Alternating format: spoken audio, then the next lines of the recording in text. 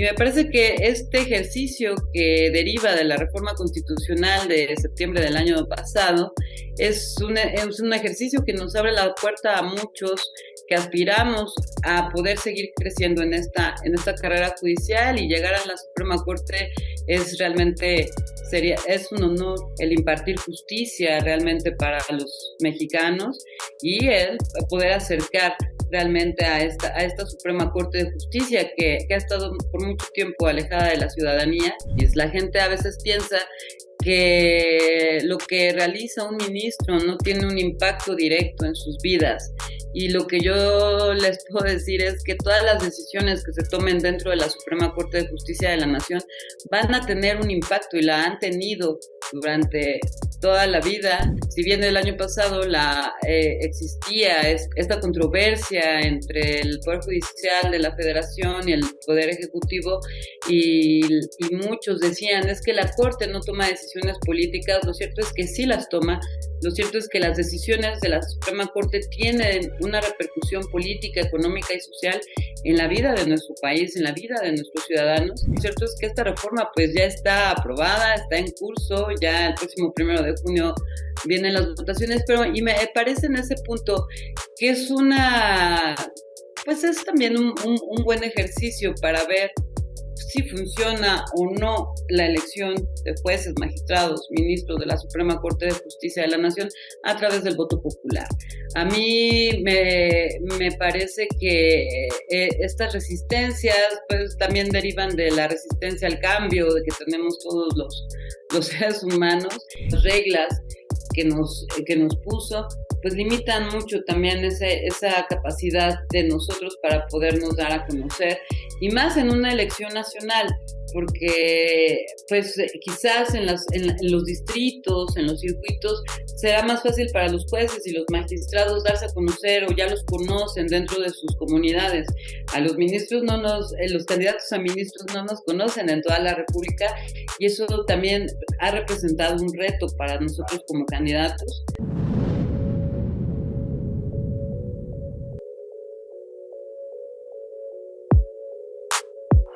Hoy en el estudio de Código Magenta platicamos con Natalia Telles Orozco, candidata a ministra de la Suprema Corte de Justicia de la Nación. Bienvenida, Natalia. ¿Qué tal, Rodrigo? Muchas gracias por este espacio y por invitarnos a este programa y compartir contigo y tu audiencia. Para mí es muy valiosa esta apertura. Empecemos por lo más fundamental y básico, que es ¿quién es Natalia Telles y por qué está buscando una posición en el máximo tribunal de este país? Bueno, pues Natalia Telles es pues una ciudadana, es una mujer, es hija de familia, es pareja, es compañera, es amiga, pero insisto, antes que nada soy una mujer que toda mi vida me he dedicado a luchar por la justicia. Yo soy abogada, egresada de la Facultad de Derecho de la Universidad Nacional Autónoma de México, tengo una maestría en Derecho en Amparo, estudios por la Universidad de Génova en Derecho Constitucional Global y Democracia, y toda mi vida he ejercido la carrera judicial desde muy joven, empezando desde lo que antes se llamaba meritorios, que es trabajar sin obtener realmente una remuneración económica, y fui, escalando dentro de esta carrera judicial.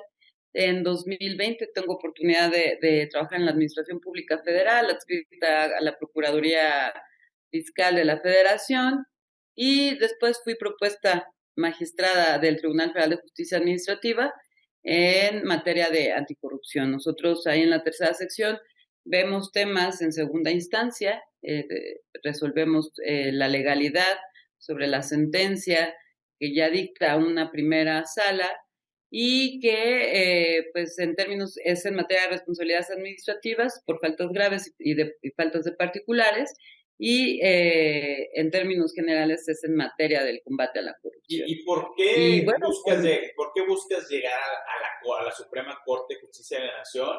Y no solo por qué, sino en qué momento dijiste tengo que participar? Pues busco llegar a la Suprema Corte de Justicia de la Nación. Digo, es válido por una aspiración personal, pero también porque me parece que este momento es el idóneo para poder realmente hacer un cambio dentro del Poder Judicial. Conozco el Poder Judicial desde dentro, desde fuera, conozco cuáles son sus áreas de oportunidades, conozco pues todo el entramado.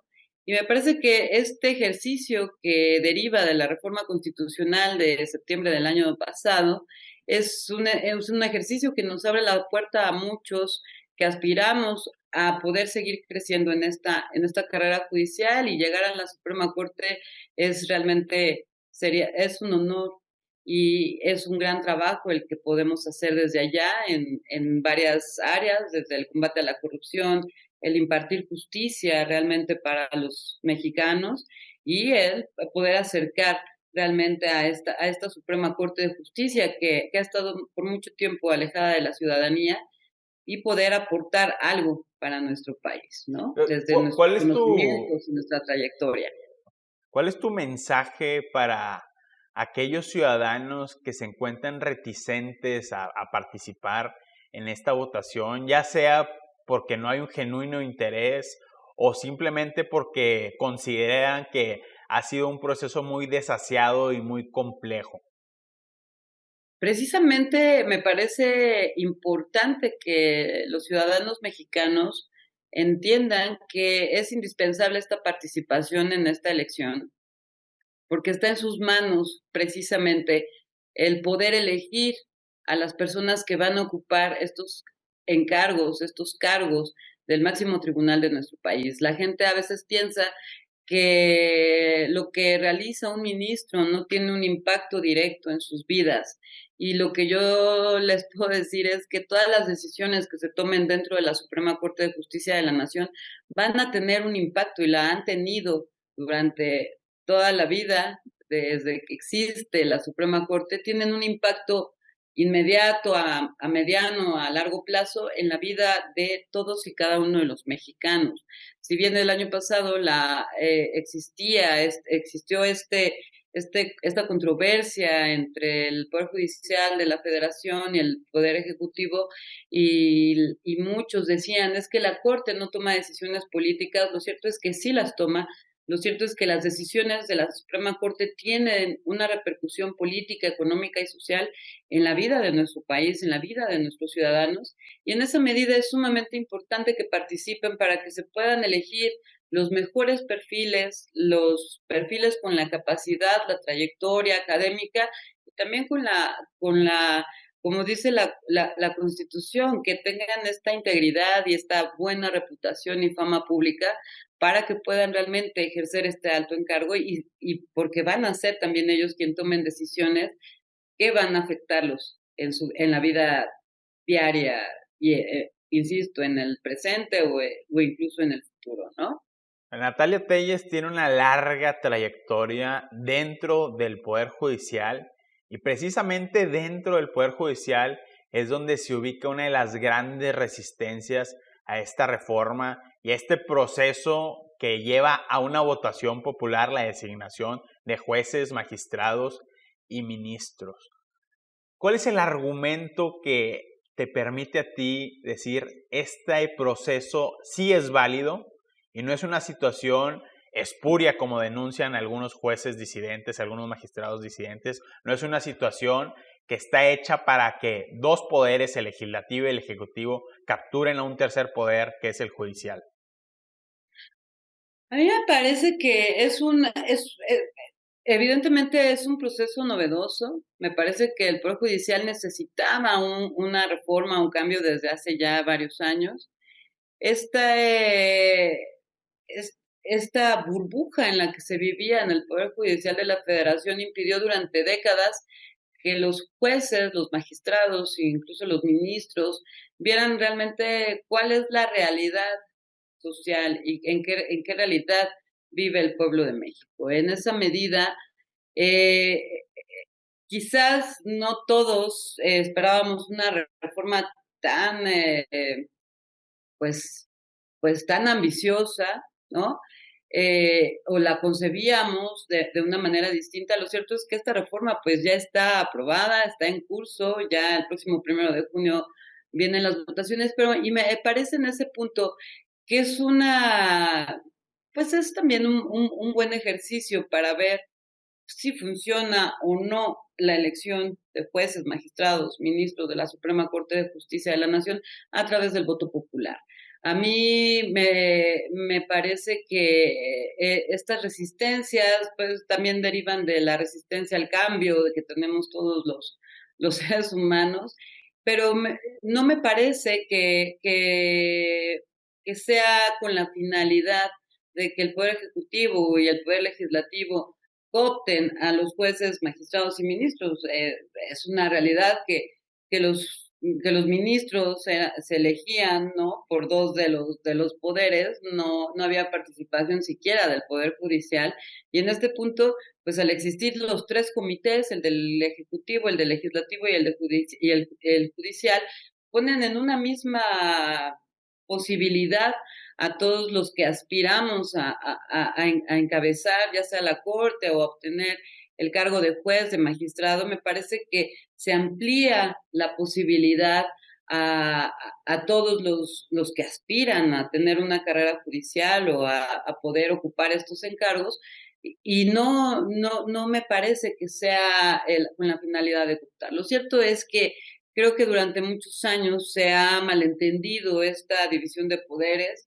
No es que, si bien es cierto que el Poder Judicial actúa como un contrapeso como un límite para los otros dos, para el legislativo y el ejecutivo, pertenecen a un solo poder. El poder es uno y lo tiene el pueblo y se divide en tres porque no puede estar solamente en una sola persona todo este poder, ¿no? Entonces, me parece que el Poder Judicial debe de actuar de manera coordinada con los otros dos, con el legislativo, el ejecutivo, y sí, ser un contrapeso cuando los otros dos violen o vulneren la Constitución o estén vulnerando derechos de los ciudadanos mexicanos. Entonces, a mí me parece un maravilloso ejercicio que abre la puerta a muchos más ciudadanos para la participación y para poder realmente impartir justicia a nuestro país. ¿Qué garantías tienen los mexicanos de que el nuevo Poder Judicial y específicamente la nueva Suprema Corte va a mantener esa independencia judicial y va a poder seguir actuando como un contrapeso y poder ejerciendo acciones de control constitucional? ¿Qué garantías tienen los ciudadanos? Pues precisamente esa, que quienes están eligiendo son ellos y no los está proponiendo el titular del Ejecutivo, la titular del Ejecutivo, y están siendo ratificados por 2/3 partes del Senado, ¿no? O que le deben el cargo de juez y magistrado a algún ministro, a algún consejero, a algún político, porque los ayudó a llegar o pues, les facilitó el examen del concurso de oposición. Es bien sabido que en el Poder Judicial, y yo que estuve adentro, cuando existían estos famosos concursos de oposición para ocupar las plazas de jueces y magistrados, a veces se decía que la convocatoria decía que había 25 lugares disponibles y de los cuales pues realmente sabíamos que solamente 5 iban a ser realmente para quien obtuviera la mejor evaluación. Realmente 20 de esos 25 lugares ya estaban dados, se los repartían entre los propios ministros, consejeros, jueces, magistrados, los amigos, los compromisos, y llegaba gente que muchos de ellos sí tenían la capacidad, pero también muchos de ellos realmente llegaban ahí sin tener la capacidad, los conocimientos y menos la sensibilidad para ser juzgador. En esa medida, al ser electos, en el momento en el que el pueblo está eligiendo a estos jueces, magistrados y ministros, ya no se deben ni al poder ejecutivo, ni al poder legislativo, ni al amigo, el tío, el primo que están dentro del poder judicial. En esa medida existe la independencia y a quien tenemos que rendirle cuentas será la ciudadanía mexicana y no a uno de los poderes que los llegó a poner en esos lugares, ¿no? Recientemente se publicó una encuesta en el periódico El Financiero que básicamente pone de relieve que muy pocos mexicanos están involucrados en el proceso de la elección judicial, que no saben quiénes son los candidatos, no se sabe qué es lo que está en juego, no se sabe tampoco cuál va a ser el procedimiento para el día de la votación, incluso hay cambios de casillas, desconocen que hay cambios también de reglas, que los votos ya no se van a contar como un proceso electoral normal como los que se han tenido. Y en ese sentido se ha dado pie a un argumento de que en todo caso, en el evento de que sea una elección con muy poca participación ciudadana, los verdaderos electores van a ser quienes movilicen políticamente y corporativamente a personas para beneficiar a ciertos candidatos. ¿Cuál es tu respuesta a este argumento? Pues si va a haber movilización de ciertos actores políticos o no, yo esperaría que no. Realmente ha sido un proceso, pues, que hasta el día de hoy yo veo bastante transparente. Sí, pienso que el INE ha fallado en esta normatividad.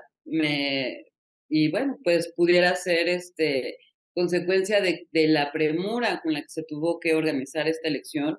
Me parece que el INE pues no ha sido lo suficientemente hábil para informar, para dar a conocer los perfiles de los candidatos. Efectivamente, no toda la ciudadanía tiene el acceso a Internet, ¿no? Para poder entrar a la página de Internet y conocer a los candidatos. Y en esa medida me parece que ahí pues son las reglas del INE las que están pues fallando un poco porque no están considerando a toda la población que va a salir a votar o que tendría que salir a votar el 1 de junio. Me parece que estas restricciones pues, tan rígidas que ha puesto el INE, estas reglas que nos puso, pues limitan mucho también esa capacidad de nosotros para podernos dar a conocer, y más en una elección nacional, porque pues quizás en los distritos, en los circuitos, será más fácil para los jueces y los magistrados darse a conocer o ya los conocen dentro de sus comunidades. A los ministros los candidatos a ministros no nos conocen en toda la República, y eso también ha representado un reto para nosotros como candidatos, además de las limitaciones que tenemos en cuanto a presupuesto, donaciones. Lo tenemos que hacer con nuestros propios recursos. Y también, por ejemplo, yo que soy servidora pública, pues para poder hacer campaña lo tengo que hacer o lo tenía que hacer en los horarios que no fueran laborables, porque si no yo estaría incurriendo en una falta, en una falta administrativa, en una falta al proceso electoral, y eso también restringe la capacidad del candidato para poderse movilizar. Yo hoy te digo que, bueno, desde el día de hoy yo estoy de licencia para poder precisamente llevar esta campaña de una manera pues más activa, con más flexibilidad, y lo cual tampoco es fácil, porque si bien el INE nos permitió pedir licencia a nuestros encargos, lo cierto es que también esas licencias las tenemos que hacer sin goce de sueldo. Entonces, pues no cualquiera tiene los montos que el INE fijó como máximos para poder hacer campaña. La verdad es que es oneroso este proceso para uno mismo. Y también, si bien dijo el INE, pueden ustedes pedir créditos personales y este tipo de cosas para poderse allegar de recursos sin que sean donaciones, sin que sean apoyados por algún tercero, porque precisamente puede generar estas redes de complicidad. Lo cierto es que también nos impuso una limitante de que pues esos créditos los tendríamos que pagar al 15 de julio de este año. Entonces, sí es complejo. Me parece que ahí falta analizar realmente el proceso, las condiciones, las reglas del INE, pero pues también este es un primer ejercicio. Seguramente tendremos que analizar, y el INE, el Tribunal Electoral, los mismos legisladores tendrán que analizar en qué salió muy bien este proceso y cuáles son las mejoras que se pueden hacer en lo subsecuente para poder realmente tener un proceso más equitativo, pues más viable para que la ciudadanía nos conozca y puedan elegir. Claro. Candidata, entremos un poco en materia en lo que es, pues ya, cuál es la orientación ideológica, jurídica de Natalia Tellez. Y una cuestión que ha sido muy importante, yo insisto, es el papel de la Corte como contrapeso constitucional. En este sexenio y en el sexenio anterior, desde el Poder Ejecutivo, desde el Poder Legislativo, había una crítica muy importante a la manera en que la Corte utilizó acciones de inconstitucionalidad, o más bien resolvió acciones de inconstitucionalidad y controversias constitucionales para frenar algunos proyectos políticos emblemáticos. Aquí la pregunta es, ¿hasta dónde llega la capacidad de la Suprema Corte para actuar como un contrapeso? Es decir, ¿cuál sería tu postura, por ejemplo, en cuestiones que se resolvieron respecto a la reforma de la Guardia Nacional, respecto a la ley eléctrica, que fueron muy criticadas por el entonces presidente Andrés Manuel López Obrador y que fueron básicamente frenadas desde la Suprema Corte a través de estas acciones?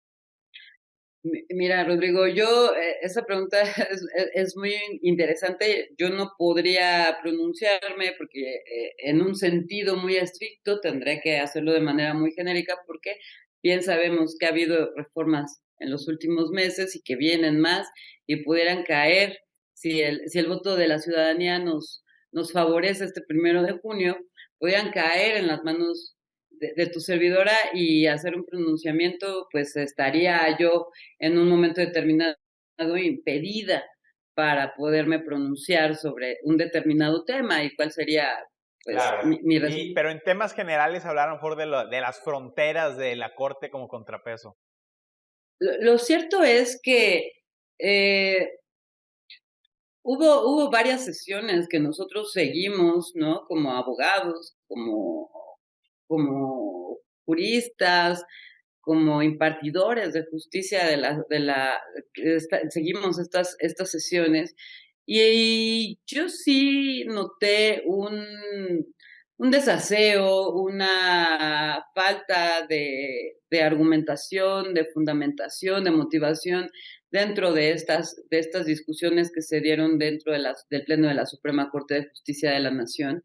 Me parece que hubo resoluciones pues muy burdas, ¿no? Esta intromisión de meterse hasta en los tiempos en los que se debe de discutir un párrafo, un artículo de una determinada ley que se está modificando o de la propia Constitución, me pareció excesivo, me pareció que echaron para atrás algunas de estas normas solamente por una cuestión ideológica de la propia Corte o por frenar un proyecto o por estar en contra del propio titular del Ejecutivo de la Federación.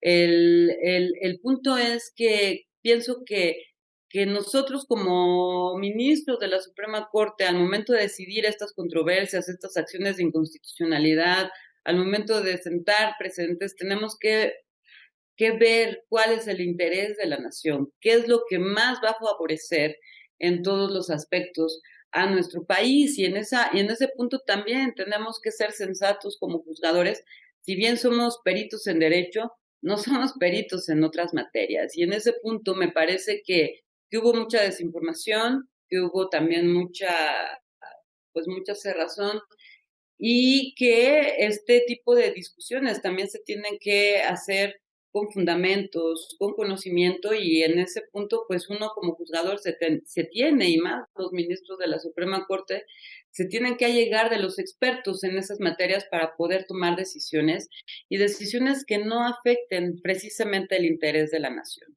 En ese punto me parece que no existió este trabajo, este análisis alrededor de estas normas y que muchas fueron nada más pues declaradas inconstitucionales por, por ser el contrapeso del poder ejecutivo sin realmente haber hecho un análisis profundo de en qué beneficiaba y en qué no este tipo de reforma. Hay otro asunto doctoral en relación a actividades de control constitucional que es hasta dónde llega el acatamiento, por ejemplo, de sentencias de la Corte Interamericana de Derechos Humanos. Fue muy polémico, por ejemplo, cómo se resolvió el tema de prisión preventiva oficiosa y que el gobierno mexicano, el Estado mexicano, nunca acató esa sentencia.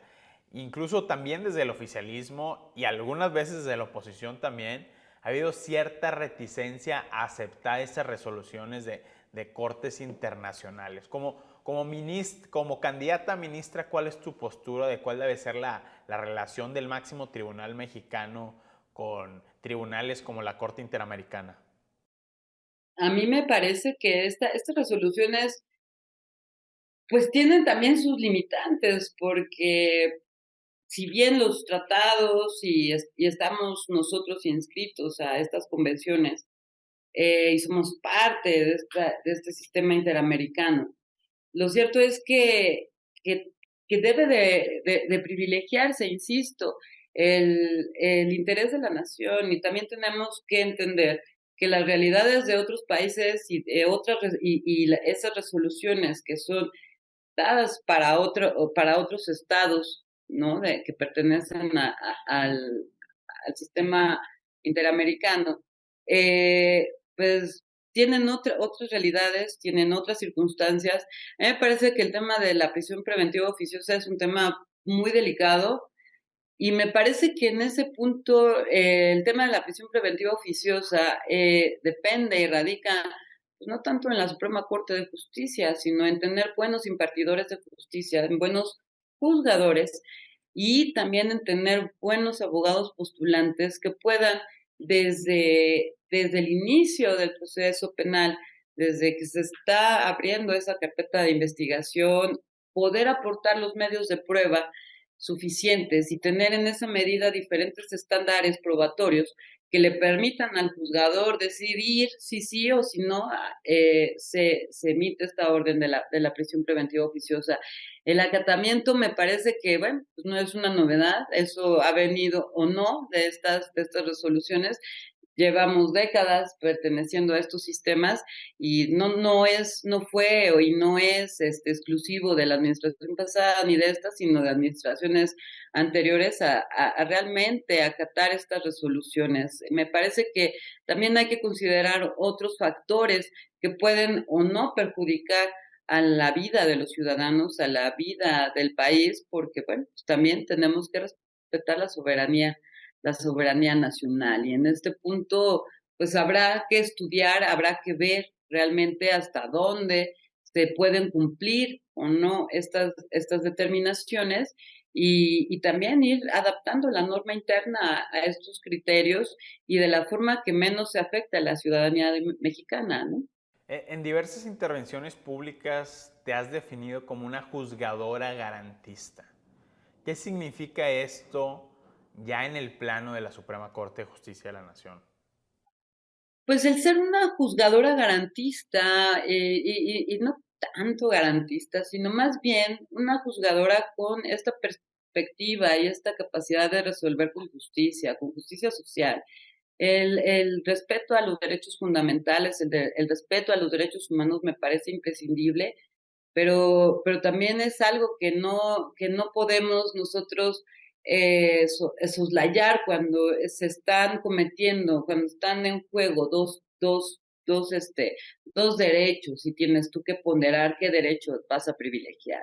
Sin duda, en la materia en la que yo me desempeño, que es el tema de responsabilidades administrativas, el tema de anticorrupción, yo les pongo un ejemplo a mis alumnos y en las conferencias que hemos podido impartir a lo largo de mi trayectoria, es que el servidor público que tiene una imputación por alguna falta administrativa grave, evidentemente tiene sus derechos y como persona, como servidor público, como trabajador, y se los debemos respetar.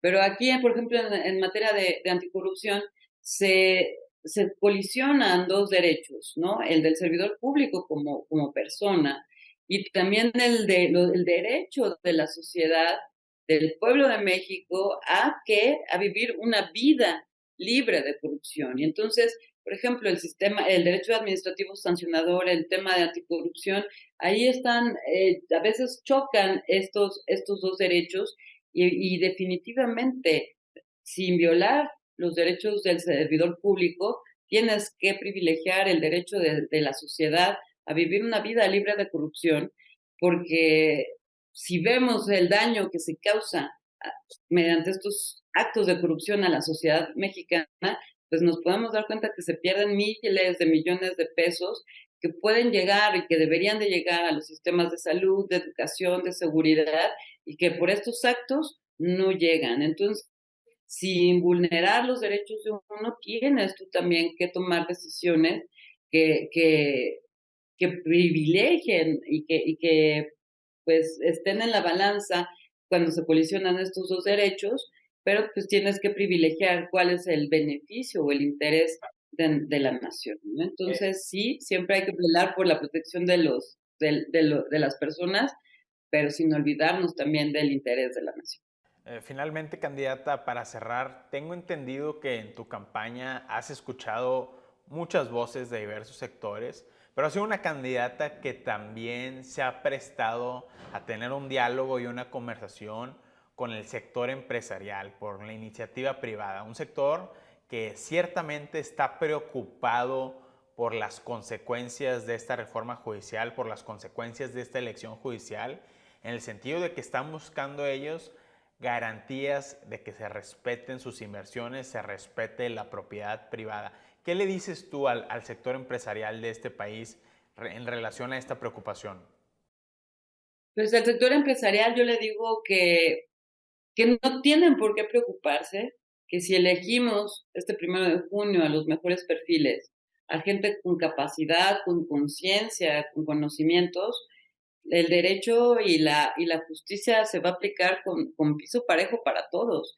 La justicia no mira a quién y no distingue si es una persona pobre o es una persona adinerada o es una empresa contra una pequeña empresa, por decirlo así. El derecho y la justicia tienen que ser pareja, se tiene que aplicar piso parejo, y yo le diría al sector empresarial que confíen en nosotros, porque no vamos a actuar de manera arbitraria. Tenemos esa conciencia, ese conocimiento, y también entendemos cuál es la importancia de la inversión en México. Y bueno, pues ahora sí que mientras todos hagamos lo que nos corresponde desde nuestras diferentes áreas, desde el sector empresarial, desde la impartición de justicia, desde la ciudadanía, todos podemos trabajar en conjunto por el interés de la nación y podemos beneficiarnos todos y crecer como país, que eso es lo que queremos, ¿no?